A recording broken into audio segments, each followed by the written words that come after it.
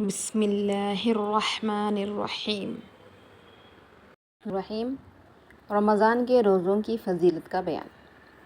اللہ تعالیٰ نے ارشاد فرمایا، اے ایمان والوں، تم پر فرض کیے گئے ہیں روزے جیسا فرض کیے گئے تھے ان لوگوں پر جو تم سے پہلے تھے، کہ کہیں تم پرہیزگار بن جاؤ۔ اس ارشاد خداوندی تک ماہ رمضان المبارک جس میں اتارا گیا قرآن اس حال میں کہ یہ راہ حق دکھاتا ہے لوگوں کو، اور اس میں روشن دلیلیں ہیں ہدایت کی اور حق و باطل میں تمیز کرنے کی، سو جو کوئی پائے تم میں سے اس مہینے کو تو وہ یہ مہینہ روزہ رکھے، اور جو کوئی بیمار ہو یا سفر میں ہو تو اتنے روزے اور دنوں میں رکھ لے۔ اور اس موضوع کی کچھ احادیث پہلے باب میں گزر چکی ہیں۔ حضرت ابو ہریرہ رضی اللہ تعالی عنہ سے مروی ہے، فرماتے ہیں کہ حضور صلی اللہ علیہ وسلم نے ارشاد فرمایا، اللہ تعالیٰ کا ارشاد ہے، آدمی کا ہر عمل اس کے لیے ہے سوائے روزے کے کہ وہ میرے لیے ہے اور میں ہی اس کا ثواب عطا کروں گا۔ روزہ ڈھال ہے، پس تم میں سے کسی شخص کا جب روزے کا دن ہو تو اسے چاہیے کہ نہ بیہودہ بکے اور نہ شور و شغب کرے، اور اگر کوئی اسے گالی دے یا اس سے لڑائی کرے تو وہ کہہ دے میں روزے سے ہوں۔ اس ذات کی قسم جس کے قبضے قدرت میں محمد کی جان ہے صلی اللہ علیہ وسلم، روزے دار کے لیے دو مسرتیں ہیں جن سے وہ بہراور ہوگا۔ جب وہ روزہ افطار کرتا ہے تو خوش ہوتا ہے، اور جب وہ اللہ تعالیٰ سے ملے گا تو اس کو روزے کی وجہ سے مسرت ہوگی۔ اور انہی کی ایک روایت میں ہے، وہ کھانا پینا اور شہوت نفسانی کو میری وجہ سے ترک کرتا ہے، روزہ میرے لیے ہے اور میں ہی اس کا اجر دوں گا، اور نیکی کا بدلہ 10 گنا ملے گا۔ اور مسلم کی ایک روایت میں ہے، آدمی کے ہر نیک عمل کو 10 سے لے کر 700 تک، یعنی آدمی کا ہر نیک عمل کو 10 سے لے کر 700 گنا تک بڑھا دیا جائے گا۔ اللہ تعالیٰ فرماتا ہے، سوائے روزے کے، کیونکہ وہ میرے لیے ہے اور میں ہی اس کا اجر دوں گا۔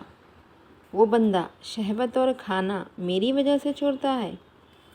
روزہ دار کے لیے دو مسرتیں ہیں، ایک مسرت افطار کے وقت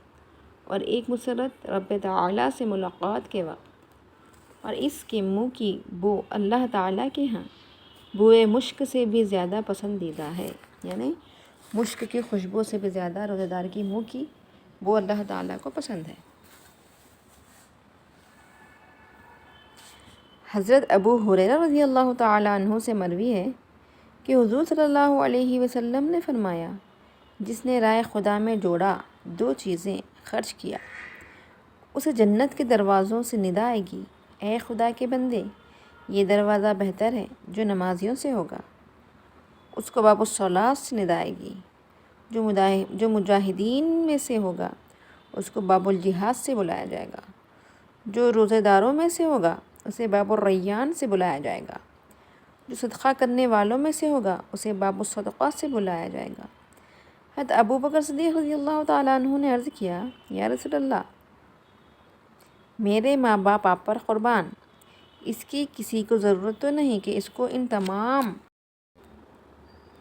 دروازوں سے بلایا جائے، پھر بھی کوئی شخص ایسا ہے جس کو ان تمام دروازوں سے بلایا جائے گا؟ فرمایا، ہاں، اور امید ہے کہ تم انہی میں سے ہو۔ حضرت سہل بن سعد رضی اللہ تعالی عنہ سے مروی ہے کہ حضور صلی اللہ علیہ وسلم نے فرمایا، جنت میں ایک دروازہ ہے جس کا نام ریان ہے، قیامت کے دن اس میں سے روزہ دار داخل ہوں گے، اور ان کے سوا کوئی بھی اس دروازے سے داخل نہیں ہوگا۔ کہا جائے گا، روزہ دار کہاں ہیں؟ وہ اٹھیں گے، ان کے سوا کوئی بھی اس دروازے سے داخل نہیں ہوگا۔ اور جب وہ داخل ہو جائیں گے تو اس دروازے کو بند کر دیا جائے گا اور دوسرا کوئی شخص اس سے داخل نہیں ہو سکے گا۔ حضرت ابو سعید خدری رضی اللہ تعالی عنہ سے مروی ہے، فرماتے ہیں کہ حضور صلی اللہ علیہ وسلم نے فرمایا، جو بندہ ایک دن رائے خدا بندی میں روزہ رکھتا ہے تو اللہ تعالیٰ اس ایک دن کے بدلے اس کے چہرے کو آگ سے 70 سال کی مسافت تک دور کر دیتا ہے۔ حضرت ابو ہریرہ رضی اللہ تعالیٰ عنہ سے مروی ہے کہ حضور صلی اللہ علیہ وسلم نے فرمایا، جس نے ایمان اور ثواب حاصل کرنے کی نیت سے رمضان کے روزے رکھے اس کے گزشتہ گناہ معاف کر دیے جائیں گے۔ حضرت ابو ہریرہ رضی اللہ تعالیٰ عنہ سے مروی ہے کہ حضور صلی اللہ علیہ وسلم نے فرمایا، جب رمضان کا مہینہ آتا ہے تو جنت کے دروازے کھول دیے، دوزخ کے دروازے بند کر دیے جاتے ہیں اور شیاطین کو قید کر دیا جاتا ہے۔ حضرت ابو ہریرہ رضی اللہ تعالیٰ عنہ سے مروی ہے کہ حضور صلی اللہ علیہ وسلم نے فرمایا، چاند رمضان کا دیکھ کر روزہ رکھو اور شوال کا چاند دیکھ کر افطار کرو، اور اگر بادل وغیرہ کی وجہ سے چاند مخفی رہے یعنی چھپا رہے تو شعبان کے 30 دن مکمل کر لو۔ جزاک اللہ خیراً، احسن الجزا فی الدارین۔ اللہ تعالیٰ تمام کو رمضان المبارک میں روزے رکھنے کی اور نیک عمل کرنے کی توفیق عطا فرمائے عافیت کے ساتھ۔ عزیزوں، جہاں تک ہو سکے لائک کیجیے، شیئر کیجیے، سبسکرائب کیجیے اور صدقہ جاریہ سمجھ کر آگے بڑھائیے۔